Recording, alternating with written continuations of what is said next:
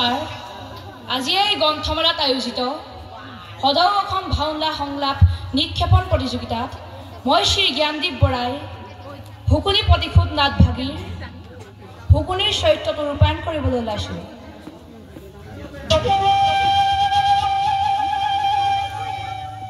ইমান চেষ্টা কি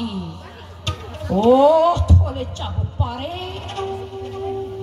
ইমান পাপ কি এই পৃথিৱীয়ে সহ্য কৰিব পাৰে?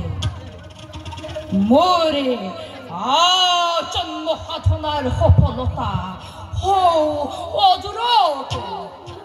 দুৰ্যোধন, তুমি ৰাজৰাজেশ্বৰ আৰু মই দিনহীন অন্নসেৱী। তুমি হত জীৱিত ভাতাৰ জ্যেষ্ঠ আৰু মই হত প্ৰেতাত্মাৰ কনিষ্ঠ। তোমাতে মোতে ইমান প্ৰভেদ, অথচ ইমান আপোন। তুমি মোৰ মৰমৰ ভাগিন আৰু মই তোমাৰ বুদ্ধিৰ দাতা, চেনেহৰ মাতলি।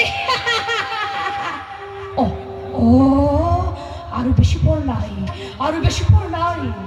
হৌৱা দিগন্ত পোহাৰি লহ লহ চিহিবা মেলি অগ্নিশিখা দপ দপকৈ চলি উঠিছে। এটি দুটি কৰি পতংগ তাত জাপ দিছে। কাৰো সাধ্য নাই তাক নিৰ্বাৰণ কৰে, কাৰো সাধ্য নাই তাক নিৰ্বাপিত কৰে। মূৰ্খ মানৱ,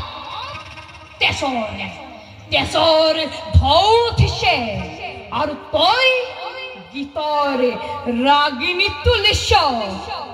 মৃত্যুৱে লহ লহ জিভা মেলি খেদি আহিছে আৰু তই সংগীতৰ সুধা ঢালিছ। নহয়, তই ঠিক কৰিছ। আনন্দ কৰ, উৎসৱ কৰ, মহো উৎসৱ কৰ। ধন্যবাদ।